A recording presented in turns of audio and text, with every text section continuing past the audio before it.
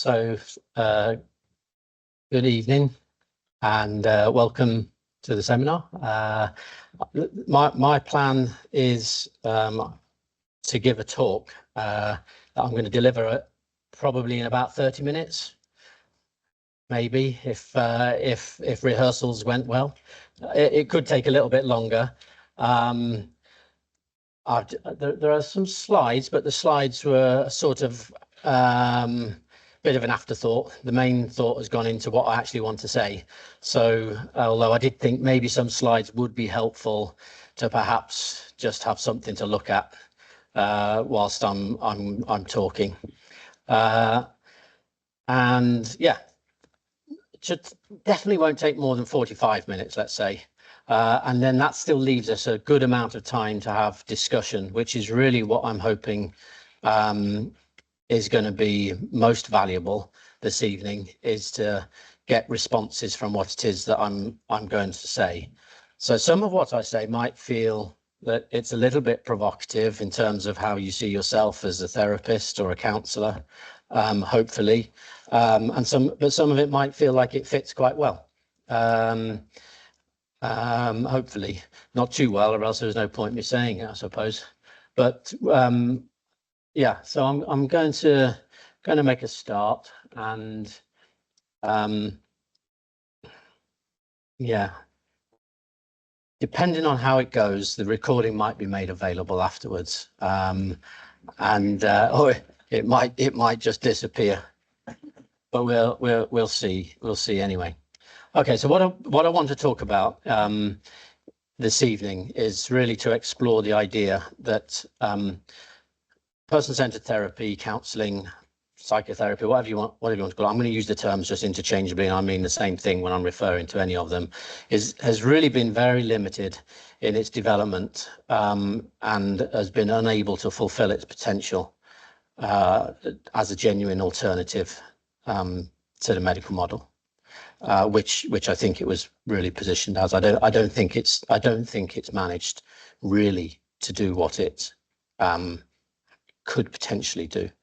In fact, I'm going to sort of suggest that psychotherapy and person-centered therapy specifically, being predominantly constructed within the wider field of medicine and is categorized as a form of healthcare practice, and that's the problem. What I want to explore is the idea that the continuing construction and reconstruction of therapy as healthcare practice is a consequence of what I've referred to elsewhere as medical model realism. So meaning that any move away from the medical model is only ever going to be realized if we first deal with this phenomenon that we call medical model realism, or the realism of the medical model. If we want to do that, we might have to leave behind the term counselling, counsellor, therapist, psychotherapy. You might have to give that up if you want to come along. I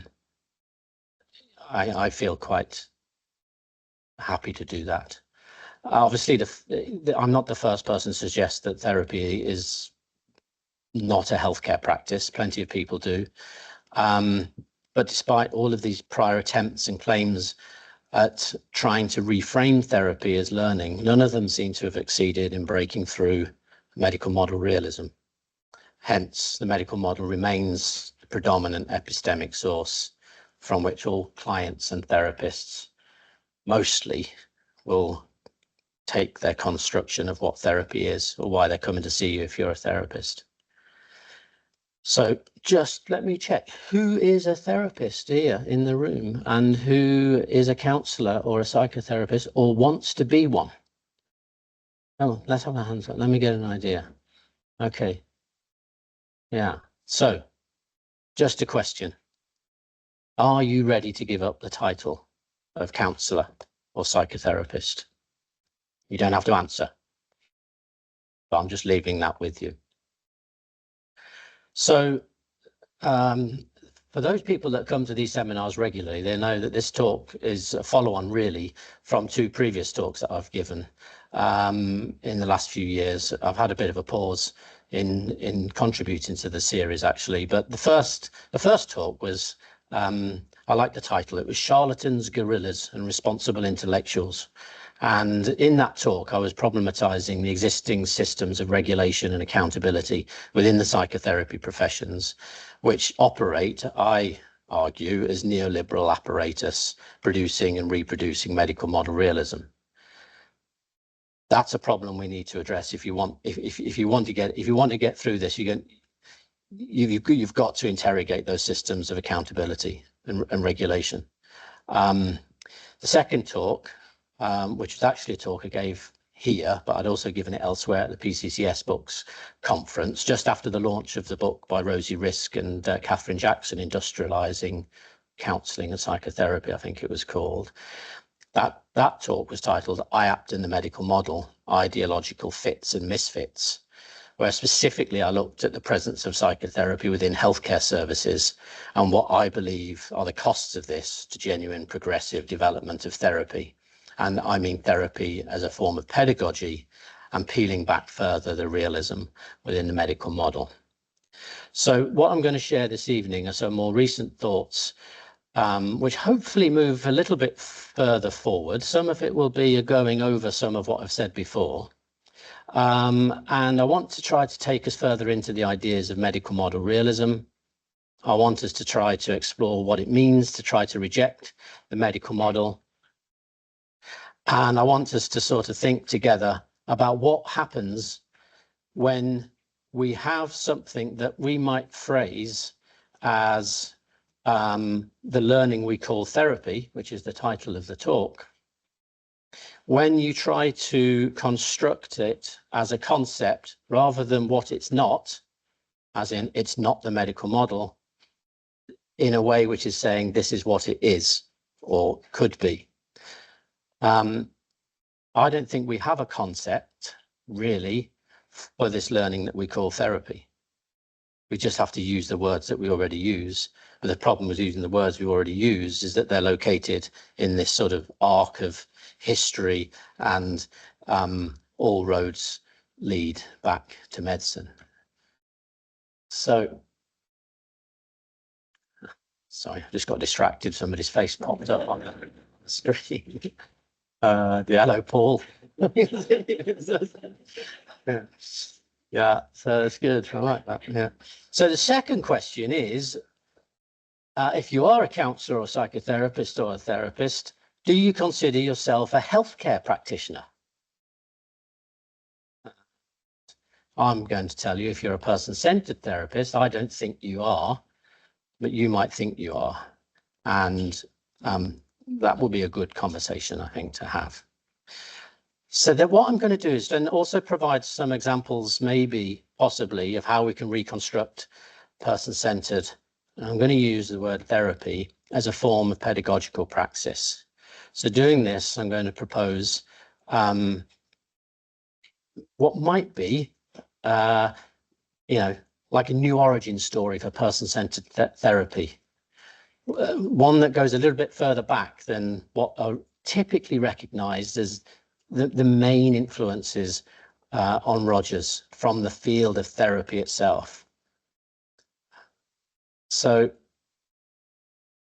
yeah, what I'm going to do is I'm going to argue that the educational philosophy of John Dewey has a greater impact on the theory of Rogers therapy than did other people who were therapists that influenced Rogers as well. And what I'm going to try to show is how Rogers's ideas of therapy are very, very similar to Dewey's ideas of education. And if we think about what person-centered therapy might be, or person-centered practice might be, in terms of it being a pedagogical praxis, then I think we can possibly move out of the medical model, but not if we continue to consider it as a healthcare practice. Okay, so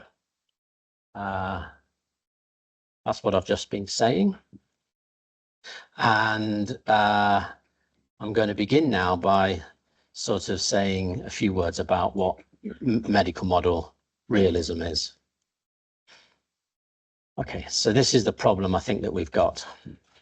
And this is what I'm using as a basis for the suggestion that person-centered therapy needs to be developed beyond the medical model, and that it hasn't yet been developed beyond the medical model. Okay, so my view is it's not sufficient to acknowledge that the dominant perspective for understanding psychological distress remains the medical model, and merely to position ourselves in opposition to it. So we've seen this done repeatedly, and it remains the dominant epistemic account of human psychological distress. So despite decades of opposition, rejection, resistance, the appropriateness, validity, reliability, meaningfulness of the medical model in accounting for psychological distress, it still remains the prevailing system for thinking about human suffering, psychological distress, and in many ways has become even more dominant as it spreads faster around the globe. It's certainly spreading faster around the globe than it is being overturned in countries where resistance has been present for decades. So we've got to ask ourselves, really, what are the forces in play with such a dominant episteme, yet is one that so many people feel opposed to? So how does something seem to be so dominant, and yet so many people seem to reject it? Well, I think we need to recognize that simply rejecting it's not sufficient.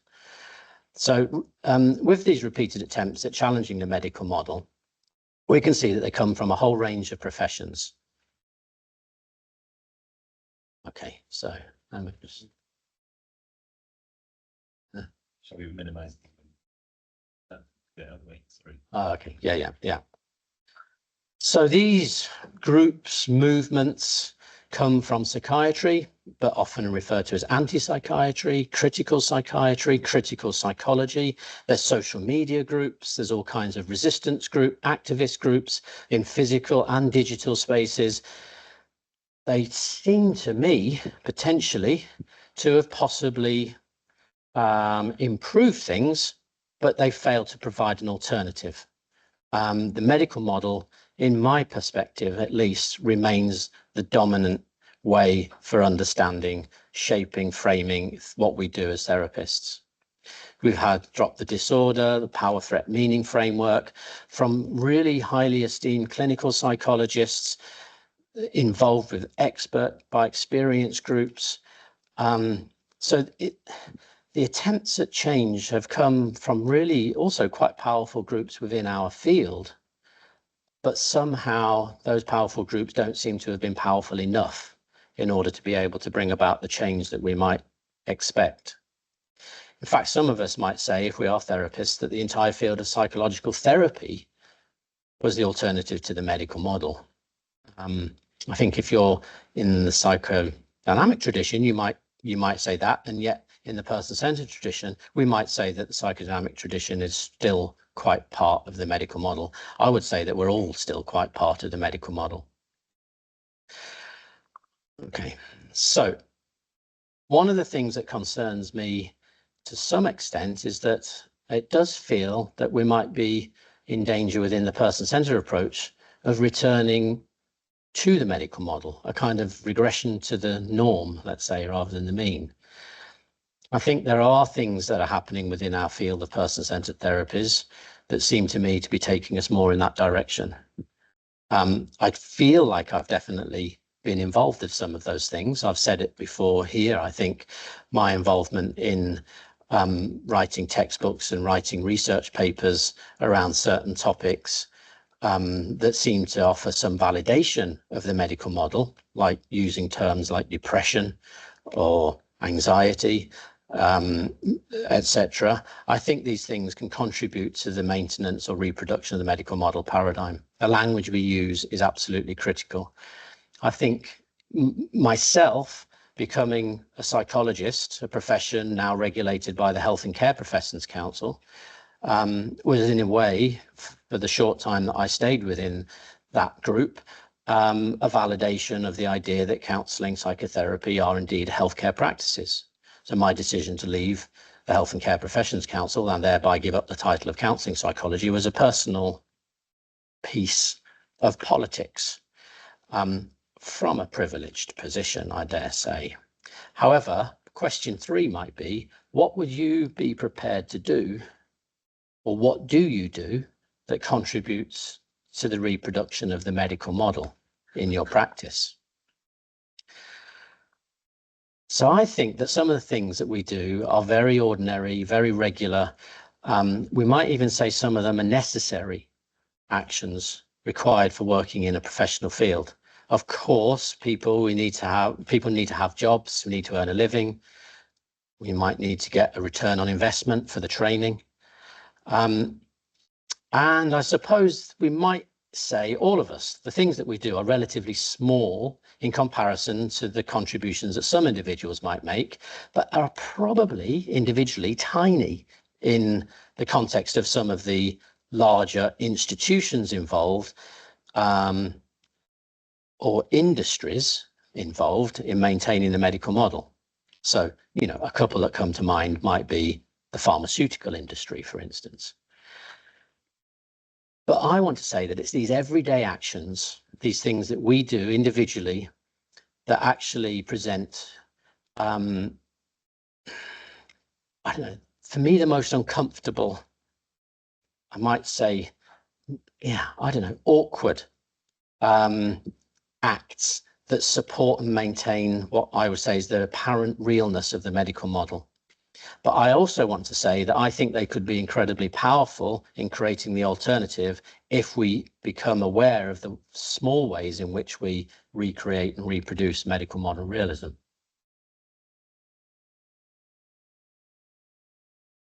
So bringing up that person. How do I move on then? There we go. Right. So one of the ideas I think is really, really helpful for us to understand the way that the medical model is maintained and reproduced is by really understanding the way that,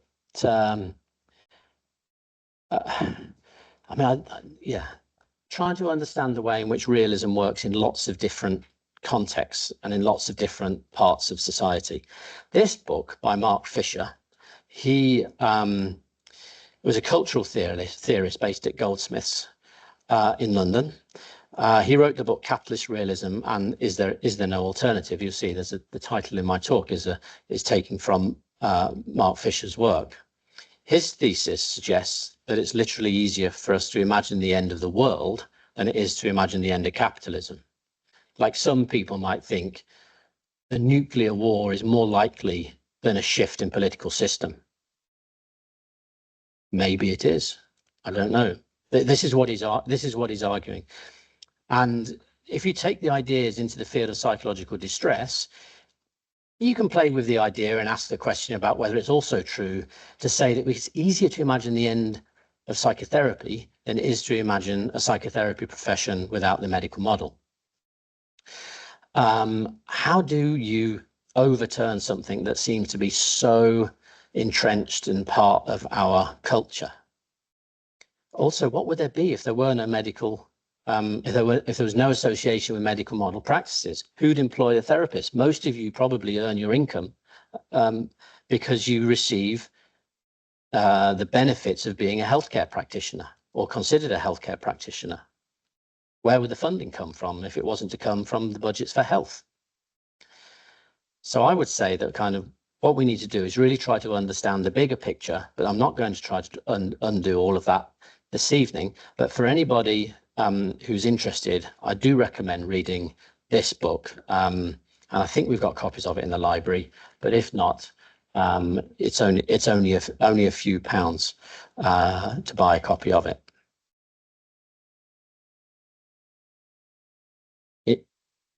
Interestingly, Mark Fisher, who wrote this book, he sadly took his own life as a consequence of a long battle with depression several years ago. Also, interestingly, I knew Mark personally. We lived on and grew up on the same housing estate. He was in my sister's class at school and I was in his brother's class at school. We used to play around the house together. We went to the same birthday parties, played Subbuteo. So it's nice to be able to mention his work, but actually, as one friend said to me after Mark died, he said, whenever you went into Mark's house, it was always an education. And really, Mark was able to show us quite a bit culturally when we were youngsters about, I think, looking back now, how to think about things. So yeah, I would recommend buying this book if you want to do it. Okay, so one of the subtle ways, I think, in which we maintain the medical model through a medical model realism is by the way that we think. Okay, so as therapists, what we might do is we disavow ourselves of the medical model. It's not me. There's nothing to do with me. Yet, what we tend to do is work in ways which actually reinforce it, quite subtly, very often, and possibly not intentionally, but it's something that we do daily, I would argue. Okay, and I'm going to give you some examples. So, for example, now, this is not to take away from the genuine benefits of individual experiences of therapy for clients and for therapists. I think at an individual level, those conversations do help, genuinely.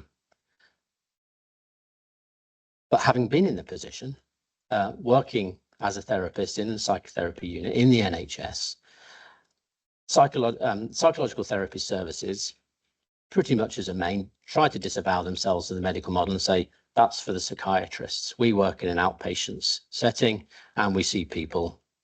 We don't work in a medical model way. Yet, this is not completely true. In very subtle ways, clients, patients, depending on your terminology, are medicalized, often needing to have a diagnosis in order to access the service, often either being told their diagnosis is not quite right, often being told that their risk is too high, or their diagnosis is the wrong sort of title, or it's too long for this particular service, or some other totally invalid reason why you shouldn't see a client. But the clients are being medicalized and we are part of the system. So it's easy to say from the outside, but I understand that people need to have work and that it might feel like there isn't an alternative to working within the systems that already exist. But that's the effect of realism within the medical model. That's exactly the same as the realism Fisher is arguing for in capitalism. He is saying that we can't imagine an alternative. One of the ideas is in medical model realism is it takes away your ability to think critically and to think about alternatives. Other services, for example, even if you don't work in the health service, you might work in a university counselling service. I worked in a university counselling service that tended to model itself on NHS services. They thought it was brilliant. They thought this was the best thing you could do. It was offering a gold standard of care in a university setting. It had the same kind of thinking about stepping up, stepping down. These kinds of medical model practices about tailoring things as specifically suited to particular diagnoses is reinforcing the idea of medical model realism. Some of these services even use the term and make the claim that we are NICE compliant, as if it's something to be proud of. So another way we see medical model realism is in the subtle thinking about a client's problems. These problems as things to be solved or resolved by the therapist. When we as therapists elevate ourselves to be the person doing the helping to and to solve the client's problems, we're occupying an expert position over the client. Often this kind of helping is subtle. It's positioned as benign. It's couched in sentiments of, I want to be of help. And these tend to be offered as justifications for actually taking an expert position on another person's experience. So this kind of subtle, even gentle helping is then often described in the way that therapists construct their practice. For example, therapists must themselves be determined by the client's wants and needs or preferences. Yet therapists in this, they take up further subtle positions of power in response to clients' wants and needs and preferences, because they are deciding which wants and needs and preferences are suitable for therapy and for clients to bring. They will decide which ones they want to work with or work on. And thus, in doing so, are reconstructing therapy in a therapist-centered symptom treatment dynamic, even without using the terms or the categories of diagnosis. This is a reinforcing the belief that there's no alternative to the medical model without even uttering the words.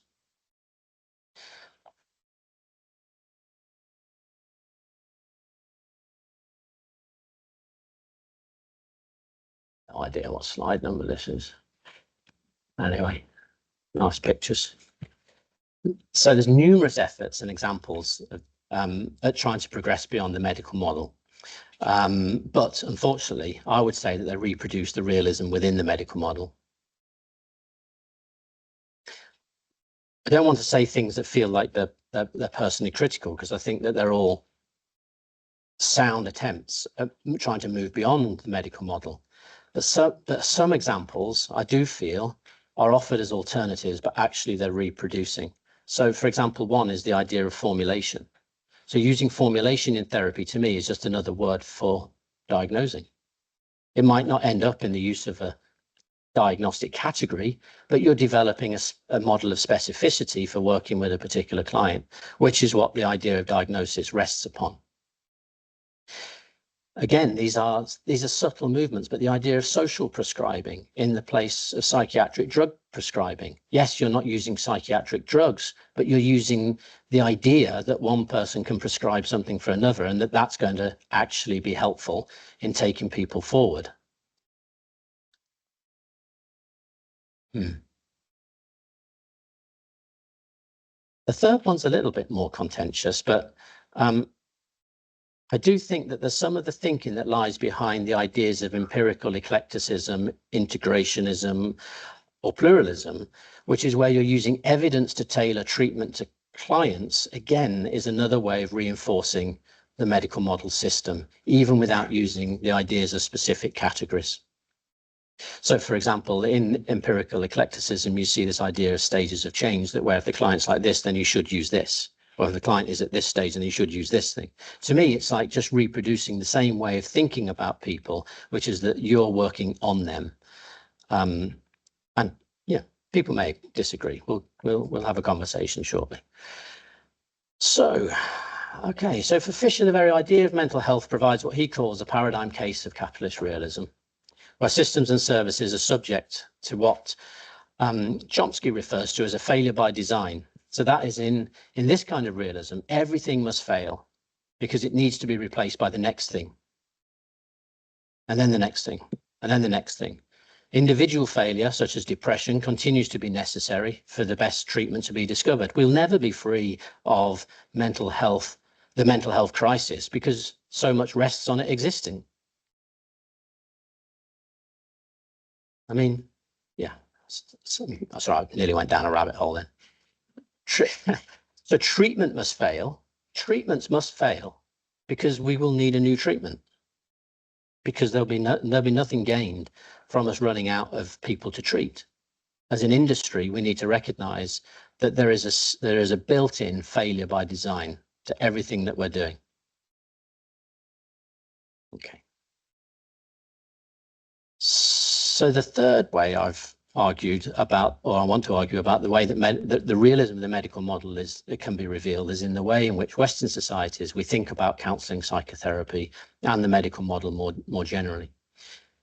In Dewey's book, How We Think, he refers to the ideas of the way in which we think is like it's just picked up. You know, you don't think about how to think when you're young, you just pick it up and you think. It's not something that somebody has to tell you how to do, you just pick it up. So this means it's shaped by the social world that creates the systems, and that we use these in our construals of any situation or therapy situation. So we construe ourselves. Are you a therapist? Are you a healthcare practitioner? We construe our clients. What's wrong with you? What are your problems? We construe the idea of therapy. Who is it for? When should it be used? What's it meant to achieve? Now, all of these ideas and thoughts are built up inside us over many years.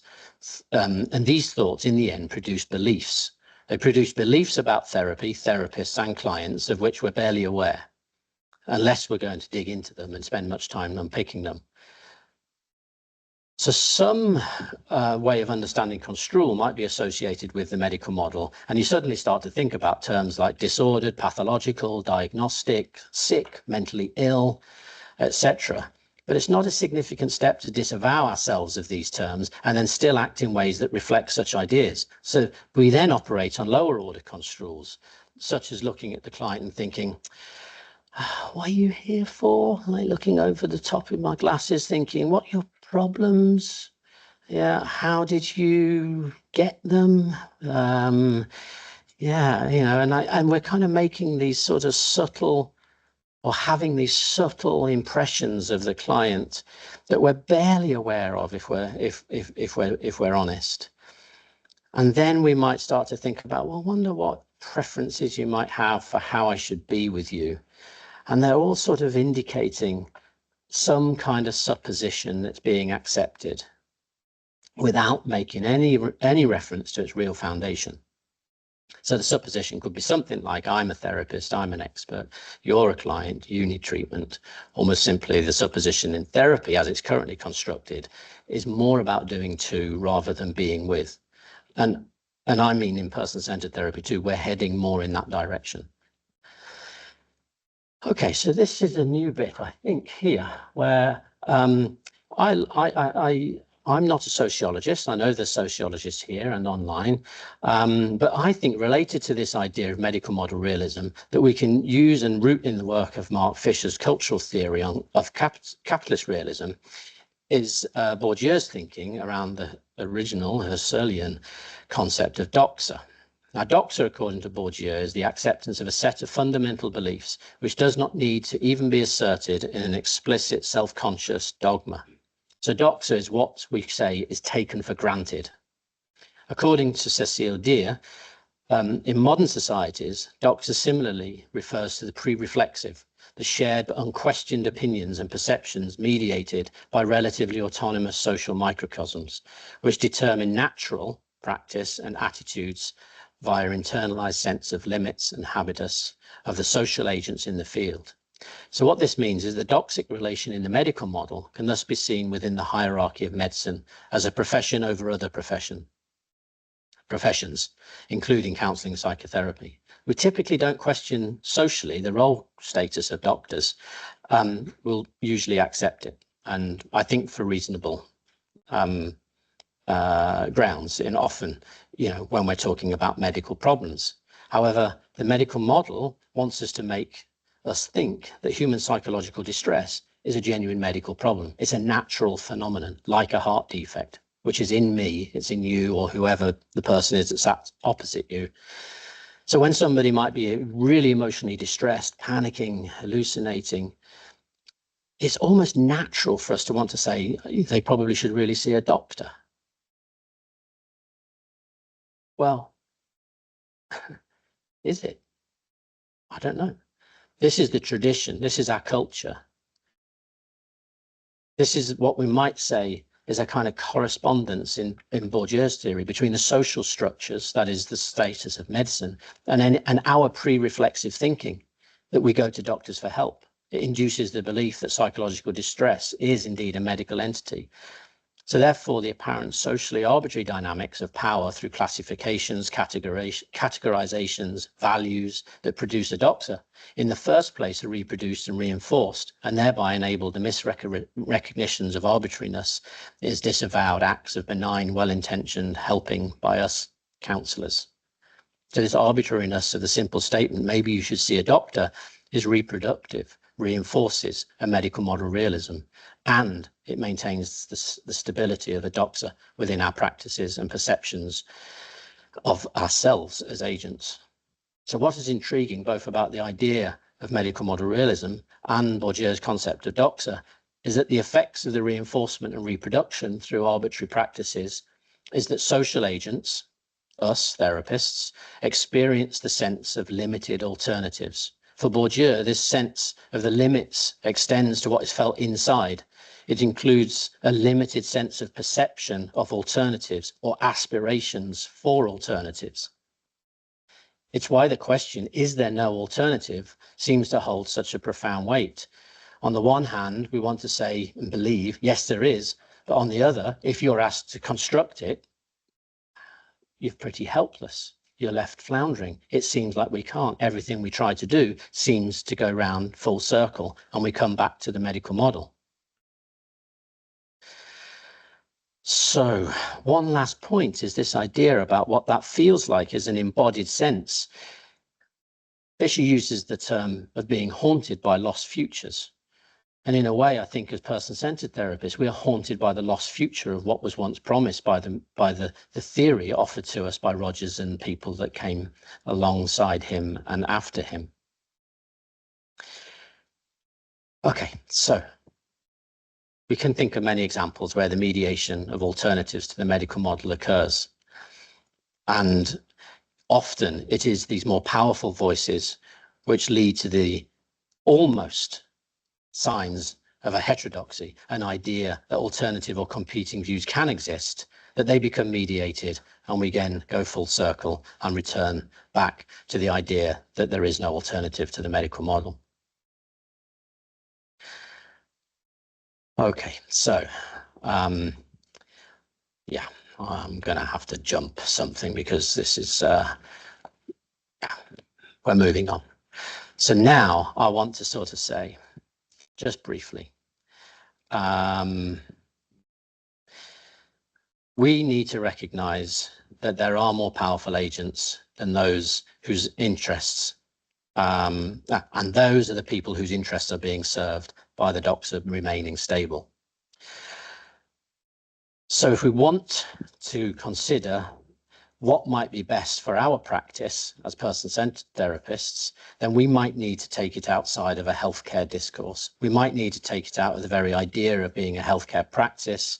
And even though this might sound a bit pessimistic, if you're very much invested in your identity as a healthcare worker or as a practitioner, I do think that we actually can be a little bit more optimistic, because nothing in reality is going to change overnight.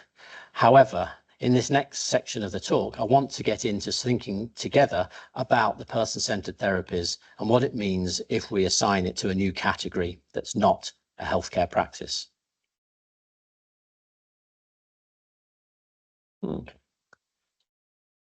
So some pictures to look at, some talking. So in the title of the talk, so I've used the phrase, this learning we call therapy. So what I'm going to argue now is that the current status of an emerging idea, suggesting that counselling psychotherapy is not a healthcare practice and instead, as the title suggests, is more appropriately situated as pedagogical practice.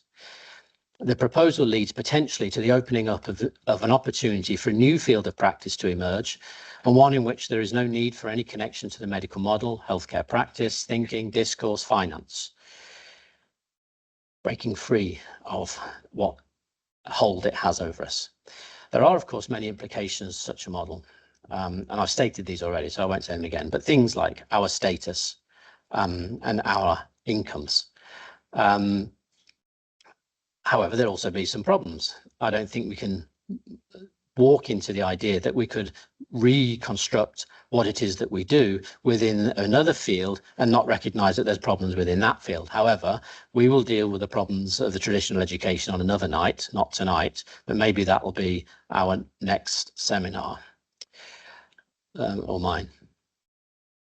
Okay, so I've just tapped on something and lost where I am. Yeah, okay, so what are the main influences, do we think, that have positioned person-centered therapy as a healthcare practice? Much is said about those early influences on Rogers, the underlying motives as the founder of person-centered therapy. As John Schlein pointed out, that Rogers' theories are, you can see the autobiographical footprints of his life, reflecting his upbringing and the impact of Christianity within his family and early adult life. Others might say it was his socialization in the surroundings of an agricultural environment. However, others say he was almost, or was a teenager by the time he moved out of the suburbs. So he'd had a pretty much an urban upbringing until then. There's also the exposure to the psychoanalytic and psychological assessment methods that he underwent during training. And probably all of these things will no doubt have had some bearing on his thinking and how that developed. As Dewey says, we just pick it up. Perhaps the person or point in time most often cited as having had the greatest influence on his thinking was the work of some of these people up here, Otto Rank, Jesse Taft, being the top two pictures. But I couldn't find a picture of Frederick Allen that I could reliably think that's Frederick Allen. There seemed to be a lot of Frederick Allens in the United States around at that time, and I just couldn't work out which one was actually the Frederick Allen that worked with Jesse Taft. Anyway, let's name him as well, Frederick Allen. So Rogers does report actually directly that he was influenced by the exposure he had to Rank's thinking, and he highlights a workshop he attended with Rank and subsequently various parts of the practice of Taft in particular. In fact, our good colleague Ivan Ellingham, for example, has suggested that Rogers turning away from the Rankian and Allen Taft's influences when he was framing his therapy as non-directive was, as Ivan said, it was his fateful wrong move, as the Rankians were practicing what they call relationship therapy, and that this would have been a better term from which we might have started. However, I'm not convinced about this. I think the use of the term non-directive was incredibly important, remains incredibly important, and actually I think we can locate it further back within the origins of Rogers' thinking, and it's not simply used as a term to reject the analytical methods and the behavioral psychology that were dominant or prevalent at the time. There's no doubt that that too would have been partly true, but I think there's some other factors that I want to consider. The one factor I think that gets overlooked the most in the development and formation of Rogers' therapeutic approach is the influence on Rogers from the educational philosophy of John Dewey and his student, Rogers' teacher, William Hurd Kilpatrick, the two on the bottom. Dewey's the one with the glasses.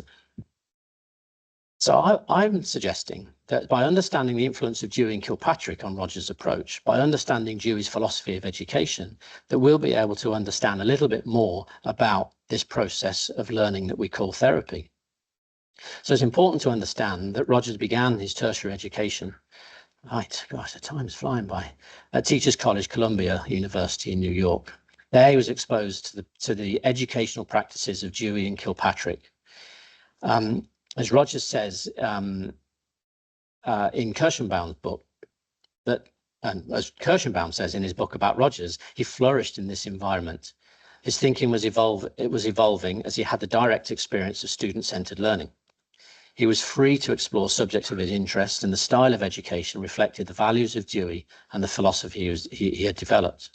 This is what I would say is the foundation of what came, no, it's not what I say, that comes next. This was the foundation of what has been called the progressive school of education. When interviewing Rogers, Kirschenbaum asks him about the influence of the Rankians on his ideas for the self-directed nature of client-centered therapy. Rogers then states in response to Howie's questions that he began to realize the possibilities of the individual being self-directing. Now, what he then says is that this certainly fit in with the ideas I had absorbed from Kilpatrick and Dewey. Now, what's important to recognize is the ideas he'd absorbed from Kilpatrick and Dewey had come 10 years prior to the point at which he was working with Taft and Allen and the Rankians. So here we can see in the philosophy of Dewey's new education, as Dewey referred to it, the genesis of Rogers' idea of the new psychotherapy, as he referred to it in his famous Minnesota speech, that he later then, 1942, labeled non-directive therapy. I think I'm on the right slide. So Rogers and his other associates involved in the development of person-centered therapy were clear that the process of non-directive therapy was an educational process, not a treatment, not focused on targeting specific symptoms for the amelioration of disorder or disease or distress, not in shape-shifting into a form that the client prefers the therapist to take.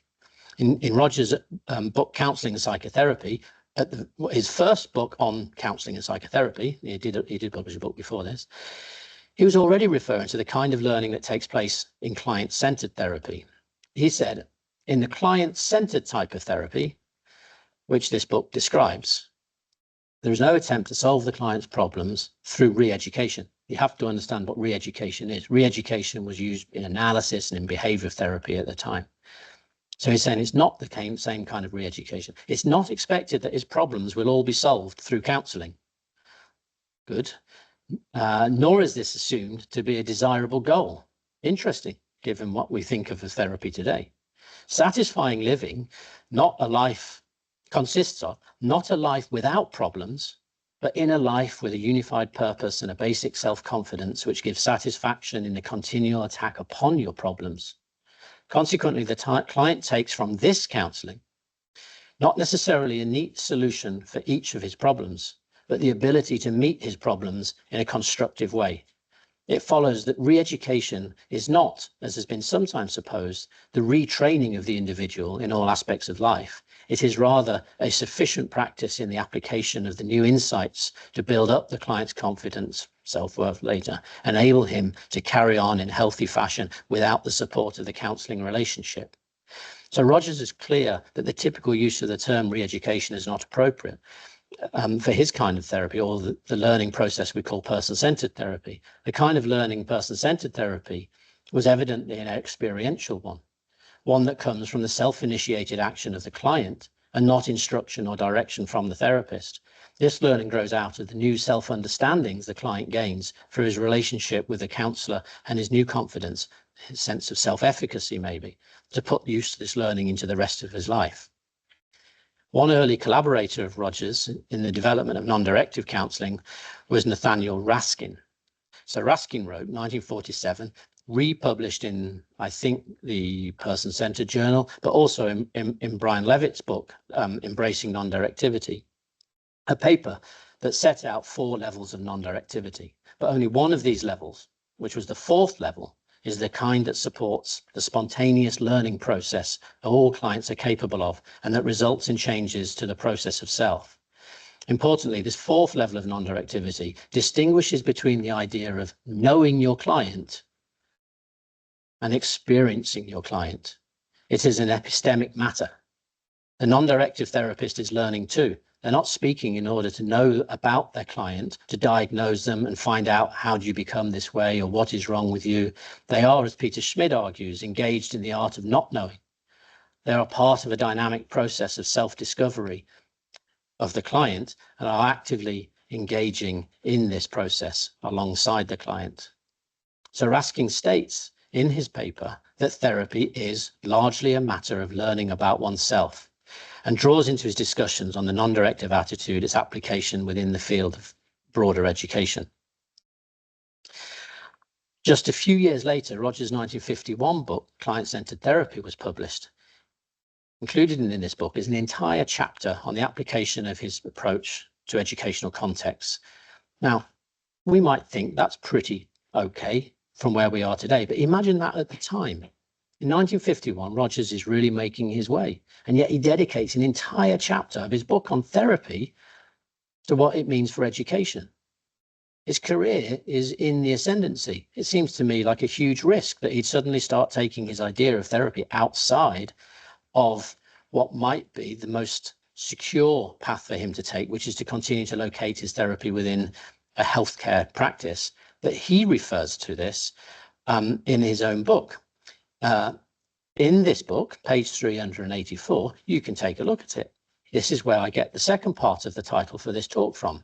He states, if the creation of an atmosphere of acceptance, understanding, and respect is the most effective basis for facilitating this learning, which is called therapy, then might it not be the basis for learning, which is called education?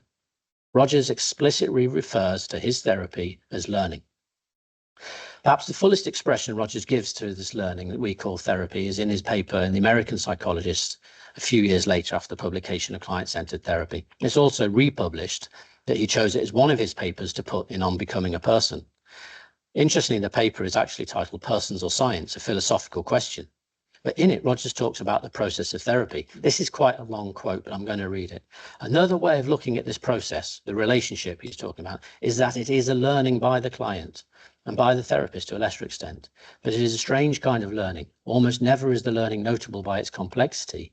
And at its deepest, the learnings never seem to fit well into verbal symbols. Often the learnings take such simple form as, I am different from others. I do feel hatred for him. I am fearful of feeling dependent. I do feel sorry for myself. I am self-centered. I do have tender, loving feelings. I could be what I want to be. But in spite of their seeming simplicity, these learnings are vastly significant in some new way, which is very difficult to define. We can think of it in various ways. They are self-appropriated learnings. For one thing, based somehow in experience, not in symbols. They're analogous to the learning of a child who knows that 2 and 2 makes 4, and who one day, playing with 2 objects and 2 objects, suddenly realizes in experience a totally new learning, that 2 and 2 do make 4. Another manner of understanding these learnings is that they are belated attempts to match symbols with meanings in the world of feelings, an understanding long since achieved in the cognitive realm. Intellectually, we match carefully the symbol we select with the meaning which an experience has for us. Thus, I say something happened gradually, having quickly and largely unconsciously reviewed such terms as slowly, imperceptibly, step by step, and rejected them as not carrying the precise shade of meaning of the experience. But in the realm of feelings, we have never learned to attach symbols to experience with any accuracy of meaning. This is something which I feel welling up in myself, in the safety of an accepting relationship. What is it? Is it sadness? Is it anger? Is it regret? Is it sorrow for myself? Is it anger at lost opportunities? I stumble around trying out a wide range of symbols until one fits, till it feels right, seems really to match the organismic experience. In doing this type of thing, the client discovers that he has to learn the language of feeling and emotion as if he were an infant learning to speak, or perhaps even worse, he finds he must unlearn a false language before learning the true one. So there's 2 further ways in which Rogers positions learning, the learning we call therapy, and sharing how it's experienced. I'm not going to recount them because they're also quite long, and I'm really nearly up to about 50 minutes already. So as we noted earlier, Dewey's influence was noted by Rogers as important, and that we've located it as predating the influences of the Rankians, Taft and Allen. However, before concluding, it's important to understand a little more of Dewey's philosophy of education, just very briefly, so that we can appreciate more fully where his thoughts appear in Rogers' theory. So Rogers referred to the learning that we call therapy as learning to experience differently, learning a way for approaching life, for confronting future problems, but not necessarily having the solution of the immediate problem. In this way of thinking, Rogers was suggesting that clients' learning is about a change in their experiences, changes to their perceptions. Likewise, Dewey's view was that education is about the constant reorganizing of experience, and specifically the reorganizing or restructuring of experience, which adds new meaning to experience, and which increases the ability to direct the course of subsequent experience. For both Rogers and Dewey, the process of learning, the meaning of education was growth. It is evolving the capacity for living life fully with freedom. Each sees the idea of freedom as freedom of thought and the capacity to make a choice for self-direction. Dewey said that education is a social process. Education is growth. Education is not preparation for life, but it's life itself. He also states that education is experience. And for Rogers, this learning we call therapy takes place in experience. Okay, so I'm going to just skip this last bit about Dewey and about art. Sorry, art, about art. Now, okay, so this is the last bit. The use of the term counselor or client, once radical in the challenge to the dominant episteme, contains the old ways of thinking and instead recreate existing constructions of roles and responsibilities. So I've not to date, or until very recently, been able to identify this concept or a new concept for this learning we call therapy, unless we call it therapy, which doesn't seem to be helpful unless we want to go around the circle again. So if there were a concept, what could it be? So my good friend, Niels Bagger, who I hope is online somewhere, he's a psychologist in Denmark. And we've been working together for a few years now, talking about this intermittently as we've been working on various projects. And Niels said to me the other day after a conversation we'd had online, that he said, The answer has been staring us in the face for the last few years. And of course, he was right.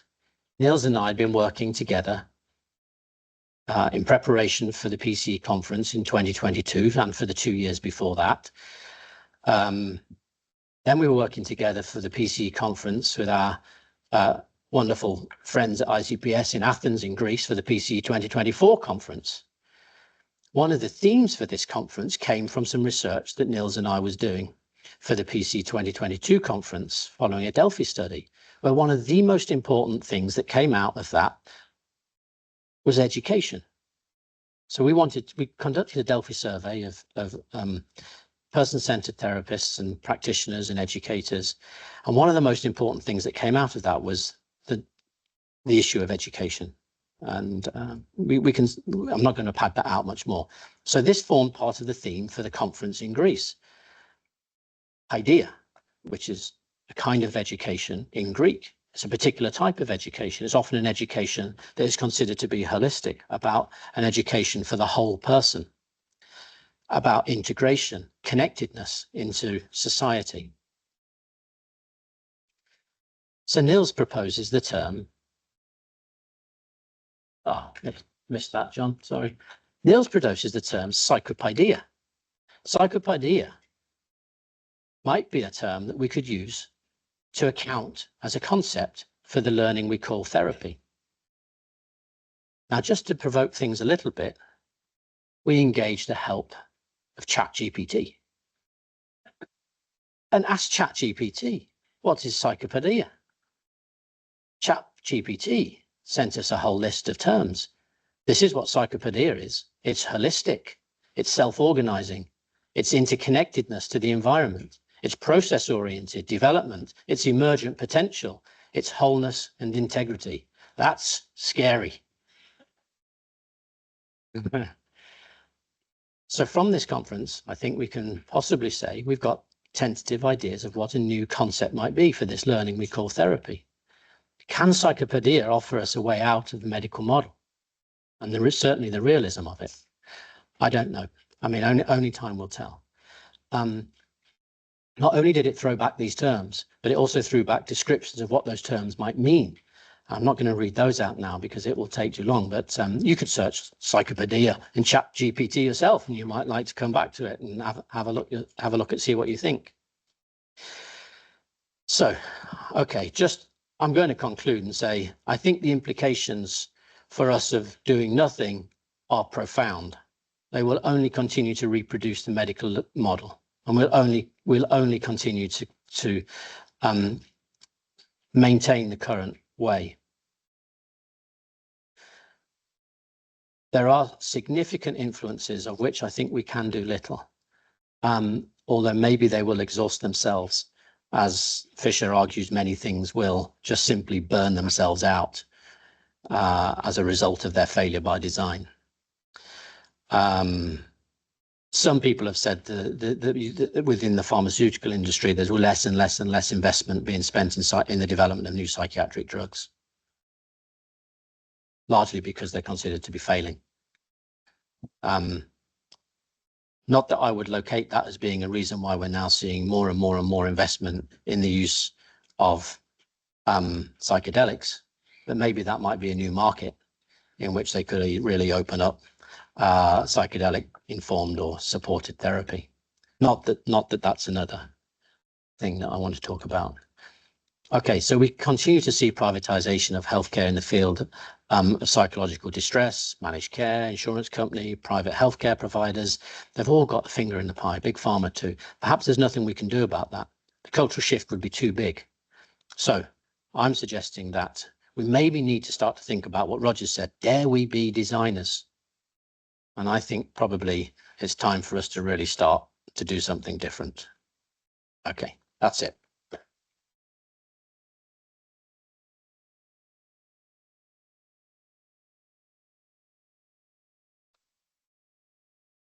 So do I stop sharing?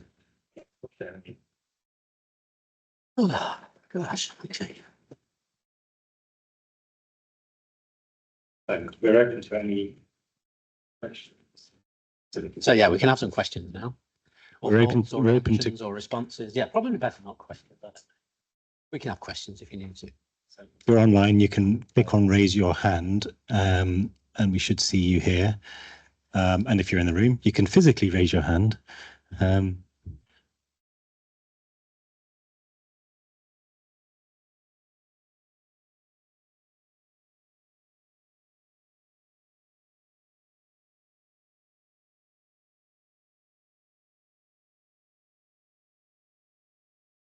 questions or just comments, I think. Yeah. Okay.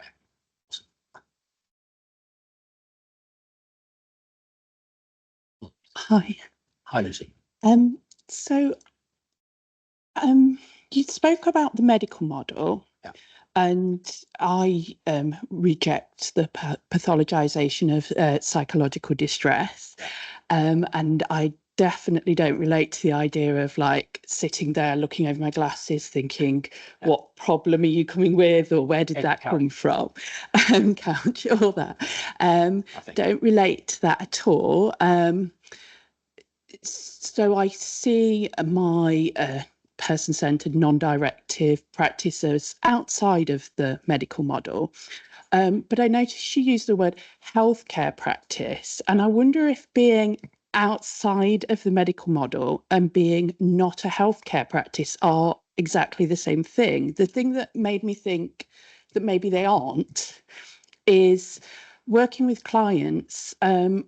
I find the way that they're using the space, the way that they're using those necessary and sufficient conditions, it's quite often that people will be like, I was able to sleep for the first time in ages, or I'm finding that I don't, they're describing and I'm experiencing that they don't so quickly go into that fight, flight, fawn or freeze, that they've got that wider window of tolerance as they're using the therapeutic space. That's obviously one part of their life, that they're making changes in their life, that they feel better.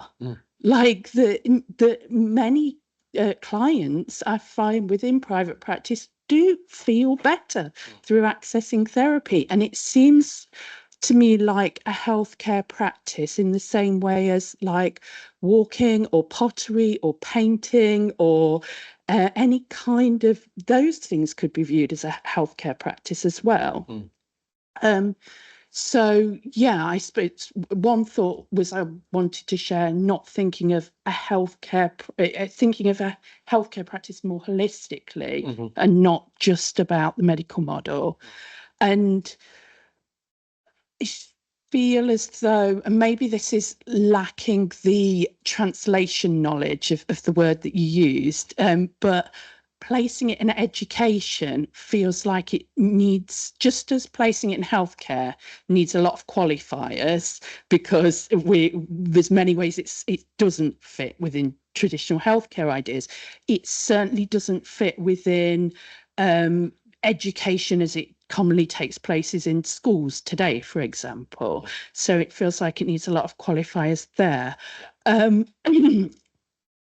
Yeah, and also the things that ChatGPT said do feel like, to me, like they could fit holistically in the concept of a healthcare practice. Yeah, that was everything. Yeah, thank you very much. I mean, I agree, and some of it might be about the use of the term healthcare practices. I mean, I think that part of the way culturally we use the term healthcare practices relate to medicine, whereas they might have prior to the way in which the idea of well-being was co-opted by the medical profession. I think some of the things you're talking about fit for me better under the term well-being. And as we know, there's different types of well-being, like eudaimonia, or which I think, as opposed to some other types of well-being, hedonia and things, I think they would very much fit with the things you're talking about. So I would still see, or I would think I would put healthcare practices in the field of medicine. And the things that we're talking about, or you're talking about, for me, I put them in well-being. But I can see how for other people, they may think differently about the terms healthcare, medicine, medical model, etc., and that they don't necessarily have to be put in this kind of fuzzy set that this is what they're part of. The other thing is I absolutely don't dispute what you're saying about the individual benefits of those therapy conversations, even when they might take place under the guise of whether or not they're healthcare, medicine, well-being, or whatever. And I think that's what I said at the start. It's like I do see the value in those conversations. I've experienced it and I've seen it. But to me, when I've done that, for me at least, that's part of my own process of disavowal of the medical model, and I do my thing. And then it's like I see that actually what that doesn't do is that doesn't actually create the kind of change that I'd like to see within the way in which all people might be responded to or understood or offered help. There's too many people will continue to be addressed through the dominance of the psychiatric system, which actually, as James Davies would say, the problem with psychiatry is that it's actually started potentially to do more harm than good. And that might be a kind of crisis point. Yeah. So I agree with what you're saying. And also some of it might come down to these very, hopping about on the meaning words for different people. Yeah, I'm sure the clients are finding benefit. Absolutely. Yeah. Thank you, Lucy. Hello. So you can just access it yourself. Then I don't know where it's not on my screen, is it? Oh, here it is. Okay. Which question is it? I can read it as well. Okay. From Sarah Ellis. There we go. It's just the top one there. Which one? How What's would their you name? protect? Who? How would you protect? It's just there, Sarah Ellis. Oh, how would you protect? Sorry, I thought you were saying somebody's name. Okay. How would you protect psychopedia from being commodified and used as another instrument of compliance to the neoliberal hegemony? I feel like anything good that is powerful and valuable gets this treatment. I don't know. Which is the right answer. Yeah, I don't know. I don't know how you would protect it. Yeah, I mean, I guess if the risk is if there's money to be made out of it, somebody's going to exploit that. Yeah, it won't be me, but I'm sure somebody would, or something would. Yeah, I honestly don't know how you would do that. Yeah, good question. It feels too far down the line for me to even think about answering it. I don't feel like I've got enough understanding of how to answer it. Feels like the concept is just emerging. Yeah, that's a very good question. Maybe we couldn't. Maybe we wouldn't be able to. Yeah. Thank you, Sarah, for that question. James. Okay. Keep going down. No. It's not. Okay. Where is it? Oh, his hand up.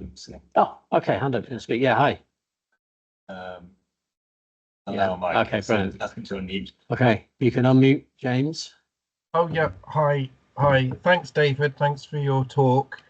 Really appreciated it. Yeah, it was about the. Correct me if I'm wrong. I think your talk is based on the fact that the medical model paradigm and the person-centered counselling therapy paradigm they're incompatible, and I've met some person-centered counsellors, therapists, who I don't think they don't see them as incompatible. I think they see them as, you can have them kind of together, and I'm not quite sure why they think that, and whether it's to do with training or whatever it is. But maybe I was wondering, maybe perhaps the weakness in response to the medical model realism is the lack of unity within the person-centered family. I don't know if you got any comments or thoughts about that. Thank you, James. You mean is the capacity for person-centered approach to really address medical model realism being hampered by the disunity within the person-centered field itself, right? Yes. Yeah. Okay. Yes. I think that probably is partly the problem, but I also think it's more than that. So yes, I think that's part of the problem, but I also think it's more than that. You know, I think what I'm saying is that the concept of therapy will forever be associated with the field of medicine, and that whether we like it or not, as person-centered therapists, we're going to have to either accept that or do something else. So that's what I mean. I think even practicing as a therapist, we're in some way subtly validating the idea of the medical model as the dominant way of conceptualizing distressing experiences. So I think, yes, I think the problem within the approach is hampering our development out of the realism of medical model. But I still think even if we were all unified, then I think that the problem is therapy, not necessarily our disagreements. Yeah. Okay, we've got a question in the room, and then Ivan's got his hand up, so we'll go one in the room and one online. Yeah. I was just thinking from the previous question, the psychopedia term, if having the prefix psycho makes it more related to the medical field again because of psychotherapy and psychoeducation. So I'm wondering if having a completely different term would help more for moving away from it. It could well possibly help, and it could possibly reproduce something itself by using that term. But I suppose one of the things is, like, you know, I'm sure I'm not Greek, but if the Greek people on the call wanted to tell us, I'm sure there's a lot that is held within the term paideia in Greece, and that has particular meanings that may push people in a different direction to the one that Nils and I were saying when we came up with this term. And so, yeah, so I you know, what we've got is words, and I imagine all words are going to have some problems for some people in some contexts. So yes, it might. I think you might be right, partly. Who knows? Yeah, it's hard to name a concept, as I found out. Yeah. So just can go online, then back into the room. So, okay. So Ivan, just give me a second. I think. Well, how do you do it? Right. Okay, Ivan, you can unmute, I think. Yeah. Okay. Is that okay? Yeah, we can hear you, Ivan. Yeah, Nice to okay, see you. thanks. Great. Yeah, very interesting presentation, David. What came to my mind was Fritjof Capra and the turning point, and the idea of the medical model changing. That the medical model being a mechanistic model, and therefore, you know, part of a Cartesian Newtonian paradigm, and then that whole idea of a total paradigm shift, so that you're then as he talked about, you're redefining things in terms of a greater whole. So I just wonder what will come out of that, you know, and whether education includes the kind of changes that we see in therapy as well, you know, whether that you see what I'm saying? Yeah, I think you're saying if in Capra's idea about the turning point, that the evolution of the medical model would be one that would include ideas of learning that we call therapy, rather than it being the whole person, you know, that. Yeah. And Quite possibly, and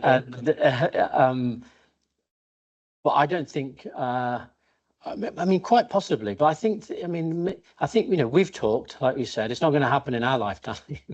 No, this shift that you're talking about, but it's like, yeah, and I think there's too many agents involved that won't let that happen, or at least will stop that from happening. There's too many interests that will be served, I think, by that. So yeah, yeah. But I get what you're saying. Yeah, I think that would be nice if that could happen. Right. Yeah. Good to see you. Yeah. Okay, we've got a question in the room. You'll have to mute yourself again, Ivan. If that's okay, sure. Thank you. Cheers. David, I think this is on. Yeah, thanks for the talk. David, as you know, I'm in private practice. I've been for years now, and it's all I do. So I think the thing that's challenging for me is, and I think I've got you right in saying that by just doing therapy, being a therapist, that's not enough, or worse than that, you're kind of reinforcing some kind of medical realism. You see, the problem I have with that, I guess, is, well, first of all, like most of the clients, if not all of the clients I see, have had some kind of dealings with the medical system, and it's either harmed them or it just hasn't done anything. And the people that seem to stay with me and engage, they experience the kind of learning that you described at the end, the real learning, that comes from experience. And what I like to think is they'll go away and they'll take that out into the world and use that, people absorb it. And I like to think that probably naively, I like to think that kind of puts a dent in the other stuff. Would you say that is naive, or and just on a side point about, I don't care what word I use to describe myself. I don't like any of these words. I need a word to put on the website, and I choose psychotherapist. Yeah, so that's that bit as well. No, I don't think it's naive to think, as I said earlier, and to Lucy as well. I genuinely think that those individual conversations that you have with clients are helpful. I genuinely think that. I also think that if we're doing it under the name of psychotherapy, we are also reinforcing those beliefs that are induced by the way that we think about therapy or health or distress. So regardless of whether your clients have had, I think, a bad experience with psychiatric systems and a good experience with you in private practice, the idea is that there's still a medical model that exists, even though they've had something of you which is about learning, and that medical model is still the dominant way for conceptualizing distress. So it's like so yes, on an individual level they've had a good experience, but more broadly it doesn't change that, the realism of medical model, that it's the only way. Yeah, exactly. That's what I said at one point. It sounds very pessimistic about what hope could there be really to actually do this. Yeah, but that I think that feeling, that embodied sense of that there is no alternative, that's exactly what we're talking about. So when you say that, well, if they couldn't do it, what hope is there? That's exactly the idea. That is the idea of realism medical model, is that there's no alternative. You give us a good example of it. Yeah. But as Fisher said, like we have to keep going. We have to keep aspiring for the alternative. Otherwise we're just subject to the realism. Yeah. Sabrina. Okay. Do you want to manage that? Because I'm not sure. Do you want to take Judy with her hand up? Sure. Judy Perry. Okay. Is there somebody else in here? And there's somebody else in the room there. Okay. All right. Yeah.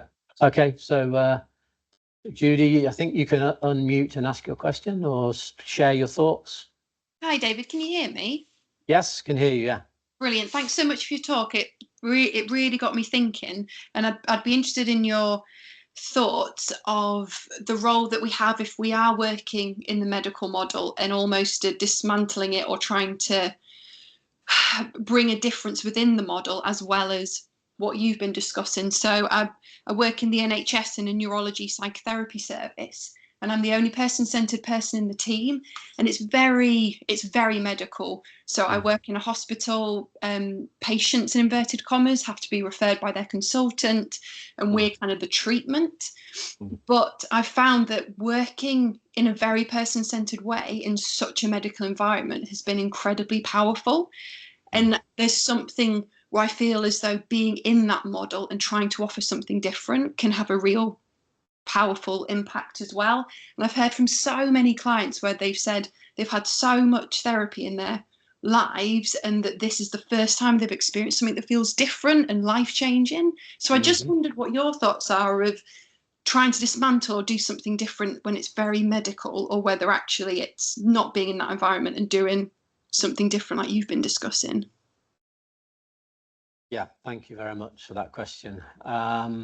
What do I think about it? Well, I think there's different views on it. So, and I think I would be very cautious about how to approach answering it, because I think what you're describing is a bit like what other people have described in the room about the very clearly observable benefits that people have from the work you're doing as person-centered therapy. So I think that's the first thing is to acknowledge that.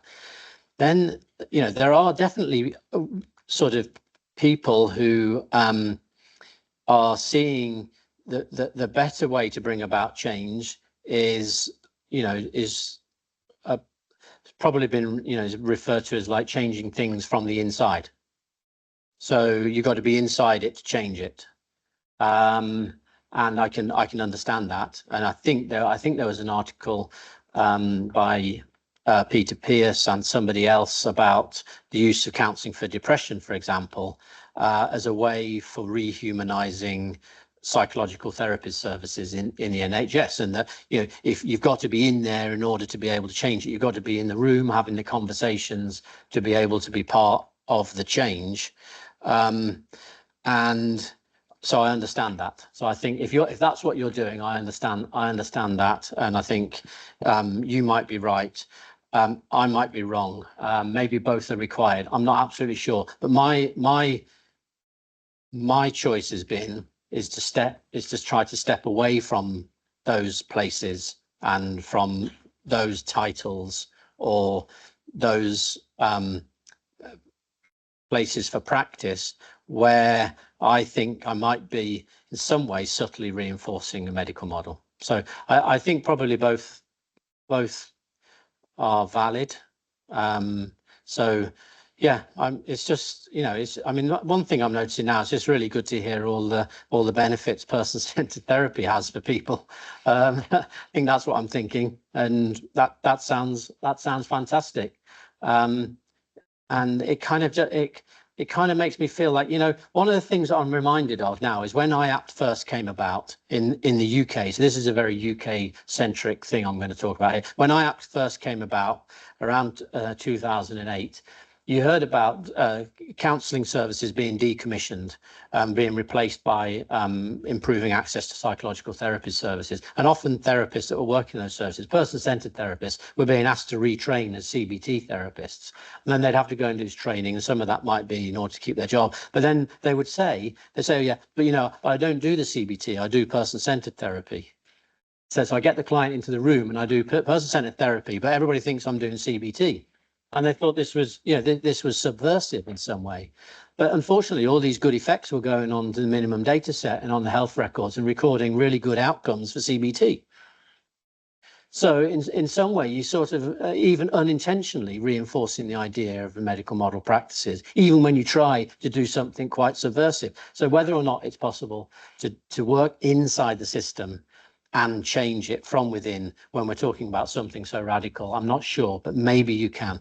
I hope maybe you're right, because maybe there's more people in there than there are out here talking about this stuff. So yeah, fingers crossed. Okay, so we've got a question in the room, and then Sheila in the online forum. Okay, so Hi David, thank you so much for that talk.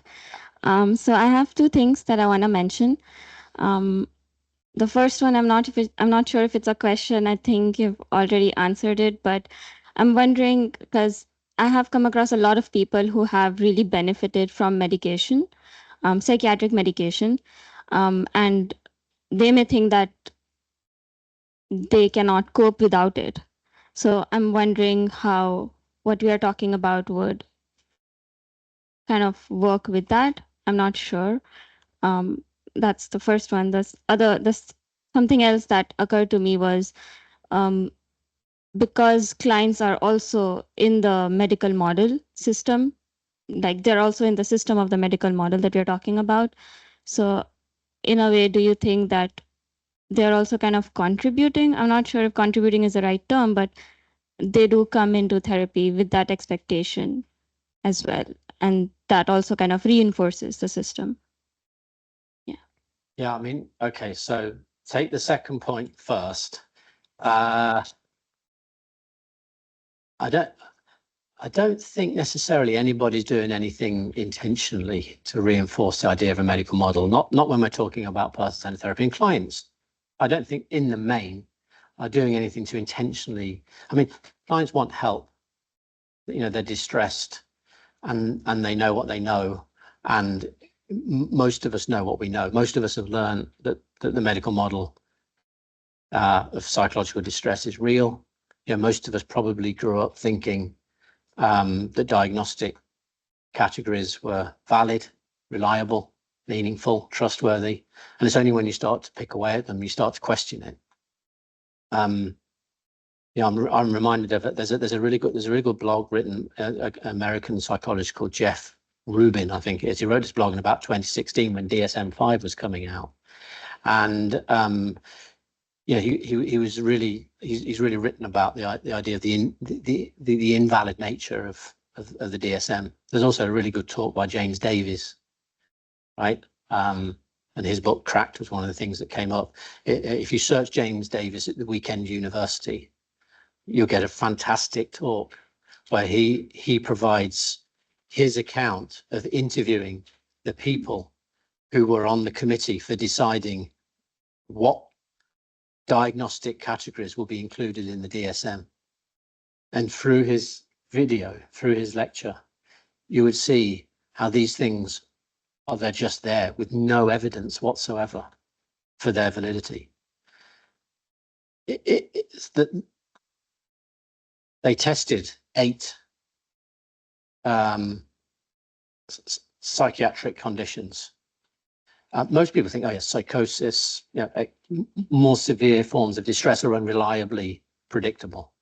You can't, psychotherapists misdiagnose people, so they're unreliable. But in the development of DSM-5, they sort of field tested, I think 6 or 8 diagnostic categories to test for their reliability, statistical reliability, and people's ability to be able to diagnose them. 3 of them, bear in mind there's like hundreds of categories, they only field tested 8 of them. These 8, 3 of them came back as being the most unreliable in the field test. Have a guess what 2 of those 3 that came back as completely unreliable were. Anybody want to have a guess? Both, exactly. The 2 most common, what you might think would be the most reliable experiences to be able to predict through diagnosis came back as the least reliable. And yeah, they are just part of our everyday language, part of our everyday experiences. We don't really tend to question it. They're part of the doxa, we might say, that they're real things. So, okay, so that's what's out. Are clients reinforcing? No, I don't think clients are reinforcing. Clients are doing what clients do, trying to get help. That's what I think. People, I think, what to say about psychiatric medication? I would just refer you to the James Davies video. I'd say he deals with that issue really brilliantly. He is saying, he would say that there are some people that seem who are very distressed at the very extreme end for a short period of time, that they might benefit from psychiatric drugs. In another of those books that came up there, Mad in America, Robert Whitaker book, he's done an analysis that shows the longer you're on them, the longer you'll be on them, the more time you spend in hospital, the longer you're on them, the more time you'll spend in hospital, and the more psychotic breakdowns that you'll have. So from his analysis, he is saying that they make you worse, not better.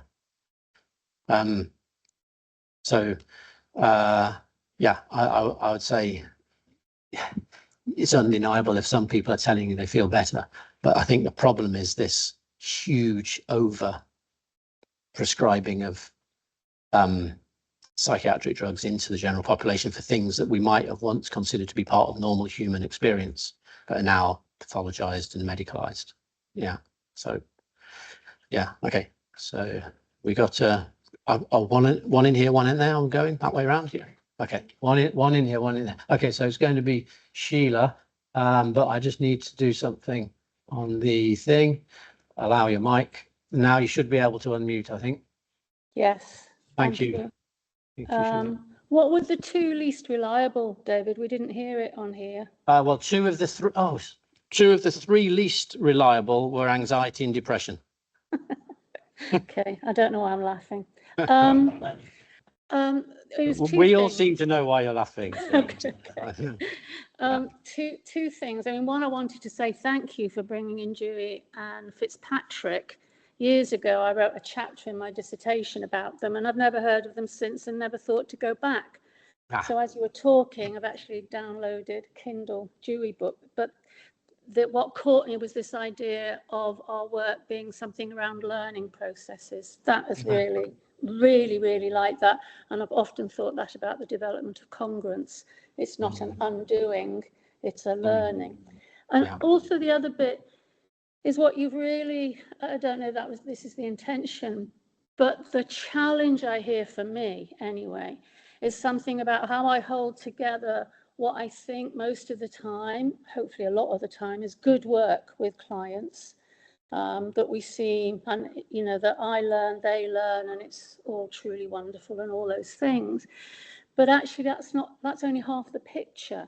The other part of the picture is what you're talking about how much I buy into the system, actually, which long term, having worked in psychological services, I think it was called Tier 3, and how many people I work with who are sitting in front of me telling me this system has killed me. It's actually, there was a system that had, I was very shocked. I thought I understood that, but I was very shocked. It's a while ago now.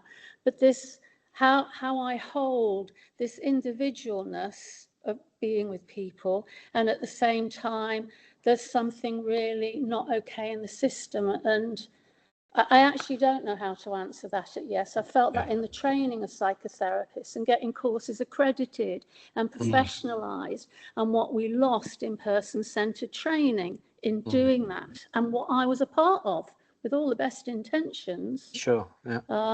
So that's the challenge. I'm sitting here thinking, oh my God, now what do I do? So thank you. Thank you, Sheila, for sharing that. Yeah, absolutely. And then that is when you're saying that, I can really feel that as well. Like that is a sort of embodied struggle of knowing that individual bits of work can really make a difference, but then actually realizing that in making that individual difference, are we condoning, colluding, or reinforcing something else that might be more pernicious in society and harming other people? Might be bigger. Exactly. Yeah. Might be bigger than that. Yeah. But thank you. Thank you. It's good to see you. Thank you for coming. Yeah. Okay. You need to mute. Oh, you've done that. And we've got a question in the room. There's two in the chatter box. Okay. Chatterbox. Okay.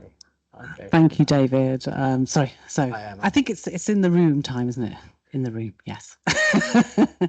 Yeah, thank you for your talk. I really enjoyed it, and I really appreciate the challenge of trying to build concepts.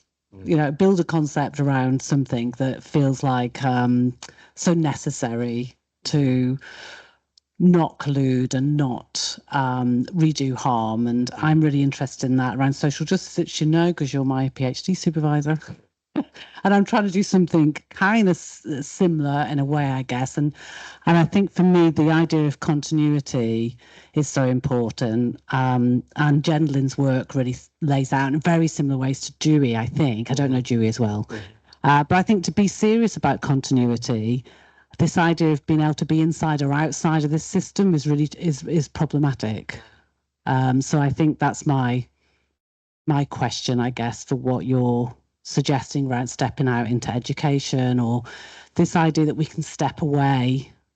I think for me, because obviously I'm very invested in person-centered experiential counselling for depression, and in similar ways to other people kind of saying about that experience of doing a lot of good work, but I'm aware also of that continuity with the medical model in that. But the upside of that is it's just made me really, really keenly aware of that whatever context you're in, because of this bigger thing, a bit like what Niels was saying, unless there's this massive paradigm shift, I'm not sure you can fully step away from it. So I think for me, the challenge is how do we better articulate our continuity as the person, as the self with these systems. And is there a way, and I think human exceptionalism is a problem with this. I think when we talk about the self, it's quite individualistic, not just from other people, but from our material reality and from the environment. And so I kind of like, I would really like to encourage and challenge more around continuity, and to challenge, to see where that concept goes around continuity. So thank you. So I don't know if that's not really a question, I don't suppose, but there's something about, I've got a response, because I think that, you know, that creating that image of an arc, in another version of some of this talk that I spoke about in Japan earlier this year, and you know, presenting the idea of this shift on an arc. Actually, didn't put that slide in here, and I think really it's about, where do you put yourself on the arc? Like, where do you want to position yourself on the arc of this continuity? Because you could choose to place yourself very much at one part of the arc and stay there. And I think for me, this idea, I like the idea of continuity, you know, and this idea of the arc evolving and moving. But I think people can move along it, and maybe depending on who you are and your circumstances, this is what I'm saying in the talk. Like, people, you know, nobody's gonna get up tomorrow and give up their job because of what we're talking about. So you're on the arc. I know. Well, when I was in Japan, I don't think Yukishige is here, but he did say, he said, don't worry, because all the clinical psychology students, David's not telling us to give up our jobs. And are you? So yeah, the answer was no. Okay, I don't want to talk too much, because I just want to respond, and there are points. One more in the room. Okay, I'm going to go to keep my online in back to the room. So Mark, I'm getting the hang of this now. Dresler, very nice to see you, Mark. You should be able to unmute now, Mark. Yeah, can you hear me? Yes, we can hear you. Nice to see you. Yes. Good to see you too. I think I'm very much concerned about the practicalities of your idea. I think it's great, you know, if you have a new name. I think I've been thinking for a while, we as classical or Rogerian person-centered counselors need to market ourselves with a new name, because everybody can be person-centered. You know, the CBT therapist who did a weekend in person-centered is person-centered. Everybody's person-centered nowadays. So I'm concerned, you know, if we have a complex, a Greek name, and, you know, we have then people who are with scope as psychotherapists, and they're level 3, and they have a little badge next on their website that they're level 3. How are we going to compete with these people? You know, how are we going to be able to, well, to get clients? Clients don't know what, you know, a lot of clients don't even know what psychotherapy is. So, you know, how do we get to them? It's a very good question. Again, it's a bit like how will we prevent it from being co-opted by the people who are already person-centered therapists and CBT therapists and any other kind of therapy, that they might also practice psychopedia as well. That'll be on their website. I don't know, Mark, and I think really the idea is like it's thinking about a concept. I don't have any answers at all for the practicalities of it, or even what it means, or even what it is, or even if it is a concept. You know, it's just like the idea that what we're engaged in is a learning that we currently call therapy, which I think is a Greek word. Yeah. But maybe less complex, or just we're more familiar with it. So yeah, I don't know. I haven't got the answer to that. So it's a very good question. It's something we'll have to think about if ever we do decide that the learning we call therapy is no longer going to be called therapy. Then we'd have to think what it is and how we would bring people to it. I mean, one of the ways in which, I don't know, you could draw, I know you can't draw a parallel. That's a silly thing to say. But if you look backwards, Rogers termed his approach counselling. And you have to ask, why did he call it counselling? Well, he called it counselling because he couldn't call it psychotherapy, because the regulatory systems in America at the time meant to be a psychotherapist, you had to be a psychiatrist. And to be a psychiatrist, you had to be a psychoanalytic trained in psychotherapy, because to use the term would have been illegal. So he called his approach counselling, because he subverted the idea of what psychotherapy was. And he wrote and he said, and it was only a matter of time before everybody realized that what we were doing was indeed psychotherapy, but he'd called it counselling. So how did he get people to come to counselling when everybody thought you had to go to psychotherapy? I don't know. Something happened. Yeah. I don't know what the answer is, but the practicalities. Yeah, I haven't had a chance to think about. Thank you, Mark. So good to see you as well.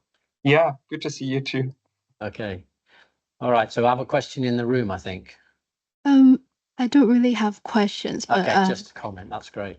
I'll have I don't really have questions, but it's more like points.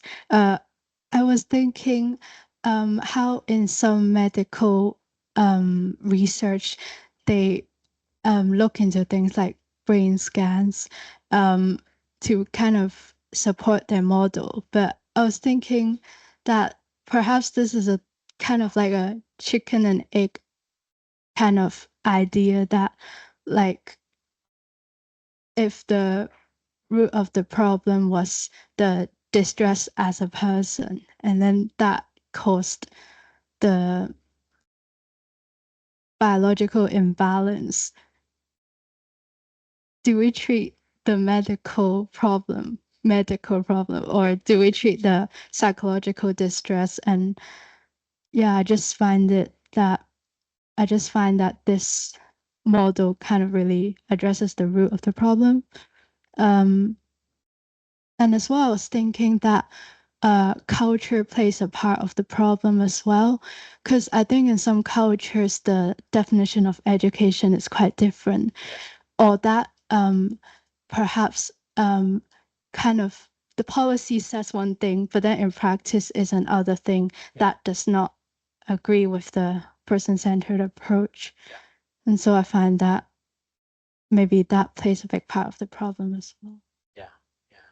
Yeah, I agree with what you're saying. Like I mean, I think in some ways that what you're talking about in terms of the temporality of cause and effect, in terms of people's physiological states and their subjective experiences of distress, is not really established.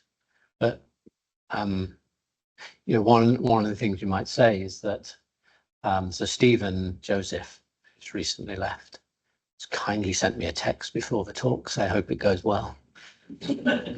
Not sure he was missing being here, but he and I used to work in around the field of trauma and post-traumatic stress, and he sort of said that, you know, maybe post-traumatic stress disorder does exist. Maybe it does exist, but if people in the psychiatric field want to claim that it exists as an illness, that something's happening that shouldn't be happening, and the burden of proof is on them, and that they have to prove that this is a pathological response, right? Not that how people are responding is for us quite understandable given something traumatic that might have happened to them. So I think, yeah, it's a really good point about we are often treating something that might be symptom rather than cause. So yeah, I think that's a really good point. And the thing about education, yeah, we're going to have to deal with that for sure, because I agree in a lot of places that what education means. I think I want to refer more to the idea of learning rather than education. I think education has its own problems in all cultures, and we have traditional types of education that are really the antithesis of what we're talking about here. So yeah, I think that's a good point. Thank you very much for sharing it. Okay, so we're going to go to the online group. Johanna, you need to do this. Yeah. Okay, you should be able to unmute now, Johanna, and Can you speak. hear me okay? Yeah. Hi, David. Hello. Well, I mean, it's really good to hear you speak, because I'm happy to say I feel like I've seen the trilogy of talks that you've given, and so to watch your evolution, I think, in your ideas has been really interesting. So thank you. Again, I don't really have questions, just more thoughts. Yeah. Because there's something within me in hearing you talk, feel like this has got some potential, because I think a lot of I work in private practice, and I feel like there's a feeling that a lot of therapists are quite disillusioned in their profession. I feel like I was reading an article the other day, I think it was entitled, "Is Psychotherapy Dying?" And I think it's because many therapists know that the industry has been captured, Right. and in a very intense way. So I think there's that knowing, but part of what I was thinking as I was hearing you talk is, how do you meet the fear in therapists? You know, as you said, people have mortgages to pay, they got kids to feed, they got the basics, but also that fear of the unknown, the fear of what the profession could become. That's just what was swirling around in my mind, along with another thought of, well, if we change the name psychotherapist, do we have to find another word for client? Yeah, I don't really know the answer, but those are the thoughts that came to me as I heard you speak, Yeah. and in hearing other people ask questions too. Yeah. Thank you, Johanna. It's good to see you. And I'll just respond quickly and then move on, because I think, yeah, that's a very important point to make about the fear. Yeah, nobody give up your job because nothing else exists yet. So not that I think anybody would, but I don't know. What do you do about that fear? I don't know, is the fear of doing something new and different any worse than when you really engage with the felt sense of what it might mean to be part of something that could be harmful? I don't know. I'm not saying our individual conversation with clients are not, but the way in which they maintain a system that is harmful for people, I do think that's a personal, ethical, moral matter to be able to be resolved individually, not because what anybody else says, but you have to, I think, decide that. Yeah, we have to decide it for ourselves how we do it. Yeah, thank you. Okay, and Carol, lovely to see your name there. You need to unmute, and then I think we'll hear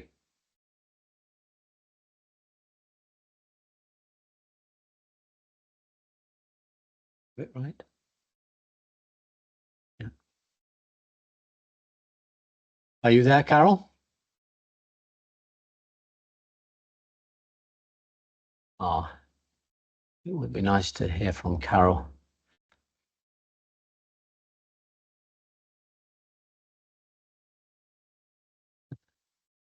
I don't think her hand had been up that long.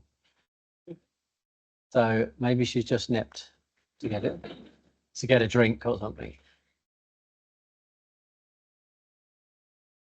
Can you hear us, Carol?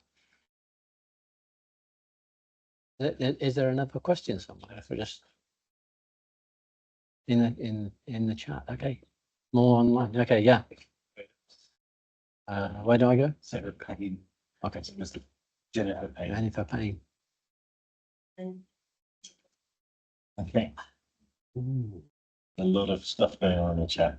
Wow. Yeah. Okay. Well, that's actually Carol, but that's just Okay, yeah. Okay, so everybody can probably see that.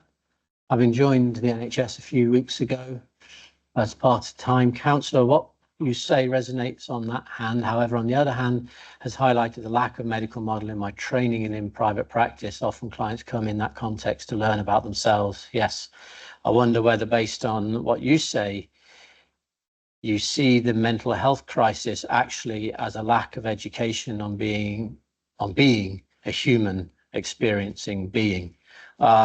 Yes, I think that's a good point. I don't think we do talk about what it means to be human and what human being feels like, especially to children. And if you look at what might be termed the mental health crisis, it seems to be even more present in the way in which young people are positioned, let's say. And I don't know. I mean, I think young people face a lot of stress nowadays, and different types of stresses to what certainly people, my age would have experienced in terms of social media and technology and things. So I can see that, but also I do think we are actually causing a problem in the way in which we're over diagnosing people, for sure. Carol's here. Thank you for that question, Jennifer. Thank you, Carol. I think you can unmute. I think it should be okay. Okay, let me try again. Yeah, allow mic.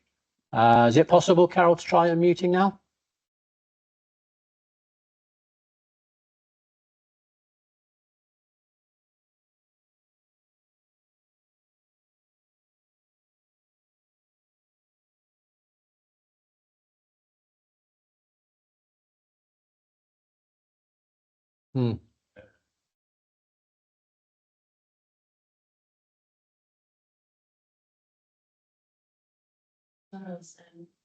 Carol, you want to send the question in the chat? Yeah, okay. I don't know. We've enabled your mic, Carol, so I'm not sure why it won't come through. Oh no, not only select people with it. Let's try again in a moment. Yeah, okay. Do it again. See if it works. Disable mic. Allow mic.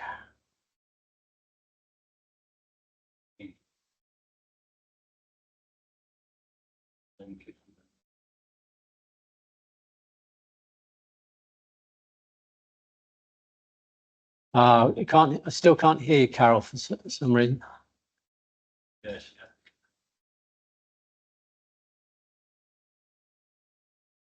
Yeah, no, can't hear you, Carol. So sorry about that. That's really, yeah, unfortunate.